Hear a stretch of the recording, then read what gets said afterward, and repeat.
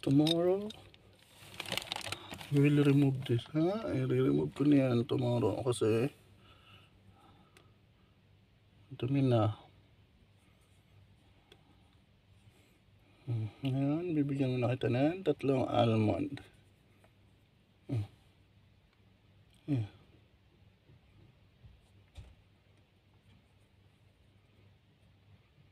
Okay, 3 almond. Meron ka pang ulit na mansanas. Mansanas, apple. 3 lang. 3 almond lang. Gusto mo makat? Makat ka ulit?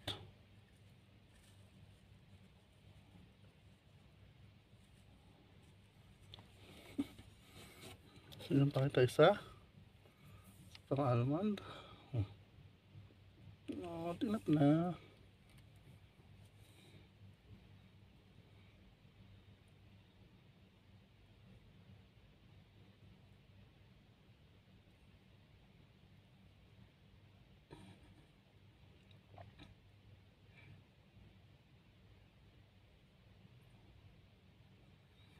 Nga pala guys, ito. Sa pagbibigay ng treats guys, sa almond. Yan. Huwag nyo araw-arawin. Kasi masyadong mataas yung ano nito, fat content ng almond. So, hindi siya pwede araw-arawin sa hamster. Pwede twice a week, ganun. Tapos, minimal amount lang, mga 3 pieces, 4 pieces. Ganun. Kasi kung aaraw-arawin nyo, kahit pa isa-isa yan, yung minsan kasi, ayun na lang yung kinakain ng hamster kasi gusto talaga nila yan, yung mga ganyang treats. So, hindi rin siya maganda. Mas maganda kung may pellets kayo, yung feeds na pinakakain nyo, or yung food mix nyo, ayun na lang yung gawin yung treats para sa hamster. Tapos, i-make sure nyo rin na hindi siya, kasi nagiging picky minsan yung hamster natin eh. So, hindi natin alam, hindi na pala kinakain yung mga foods na binibigay natin sa kanya. Nai-stack na lang pala ron sa hides niya or kung saan man siya nag-i-stay, nai-stack na lang. So, nadadagdagan lang yun ang nagdadagdagan. Kaya pag maglilinis tayo, i-make sure natin na aalisin yun para mapapalitan ng bago. Kasi minsan pag hindi yun inaalis, inaamag din kasi yun. So, pwede rin yung makasakit sa hamster natin.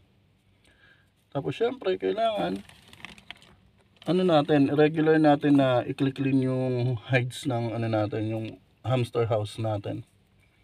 Yan. Tapos kung saan siya dumudumi, ayun yung tatanggalin natin. Kahit hindi naman araw-araw tayo magtanggal kung saan siya umiihi. Kung wala tayong sunbath, ganun, kahit every 2 days, ganun. Para makakatipid din tayo. Pero mas maganda kung may sunbath talaga tayo. Sa susunod nga guys, maghahanap kami ng ng sunbath or kukuha na lang kami sa labas ng buhangin. Susubukan natin kung maganda sa hamster natin or kung mangangato yung hamster natin, susubukan natin yun para magkaroon tayo rito ng sunbath para sa kanya. Kasi healthy naman yung hamster natin eh. Check nyo, maganda naman yung balahibon niya.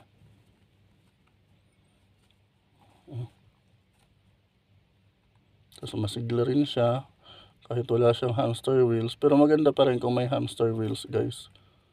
Para nakakatakbo talaga siya, nakaka-exercise. Kasi nakakatulong din yun para mag-form ng mga muscle niya. Kasi kung wala siyang hamster wheels, magiging obese talaga. Lalo na pag hindi nyo inayos yung diet ng hamster nyo, yung lagi kayo nagbibigay ng treats sa kanya. Tapos lagi nyo siya inaanuhan ng matatabang pagkain. Ganun talaga. Pero yan sa pag-aalaga natin, okay naman yung hamster natin. Pala guys, yung hamster natin is 1 year na po ito. 1 year na sa atin to. Ganito lang yung enclosure niya. Kasi hindi rin naman tayo makabili ng malaking hamster house kasi nga sa space din natin. So hindi rin pwede. Kaya ganito lang. Importante na alagaan natin siya. Diba? Ayan siya, oh. Tsaka na, tame na talaga to guys. Kahit nakakalabas to rito pag darating namin. nagpapakita agad siya. Tapos gusto niya hawakan siya.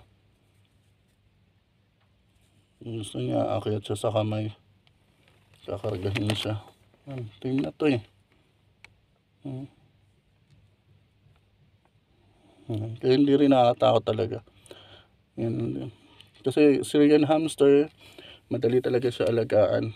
Yung golden hamster. Yan. Kaysa sa mga dwarf hamster, medyo maano yan, mga bugnutin. So mahirap alagaan. Diba? Sumusunod siya sa kamay. Ganun siya guys. Yan. Kaya kung mag-aalaga kayo, kung gusto niyo yung mga anak niyo, paalagaan niyo ng ganito, Syrian hamster muna yung ibigay niyo. Huwag muna sa mga dwarf hamster kasi para masanay muna sila. So, kasi baka mamaya makagat yung mga anak niyo. Gagastos pa kayo. Magpapa-inject pa yun, anti-rabies. Pero sa tagal ko na namin nag-aalaga nito guys, kahit sa Pinas pa, hindi naman nangyari sa amin yung ganun na nagkakaroon ng rabies yung hamster. Kasi ilang beses na rin kami nakagat. Since 2018 pa, nag-aalaga na kami nito. Okay naman. Pero syempre, para sa safety natin, pag nakagat tayo, magpapa-inject pa rin. Kasi napaka-importante nun. Baka mamaya meron pala. Tapos akala natin okay lang. Pero itong alaga namin, simula nang nakuha namin to, hindi pa naman siya nangagat. Kasi tame na siya. Madali kasi siya paamuhin, lalo na pag binibigay mo talaga yung treats sa kanya, inaabot mo. Napakadaling paamuhin na ito. Sa hawak-hawakan mo lang siya, safe na siya. Yan, okay na. Yun guys, ayun lang yung tips ko sa inyo sa pag-aalaga ng hamster. Yan. Okay. See you again tomorrow. Bye-bye na. Musunod siya sa kamay ko. Gusto niya talaga magpakarga. Musunod lang siya sa kamay. Diba? Bye-bye na. See you again tomorrow na. Bye-bye.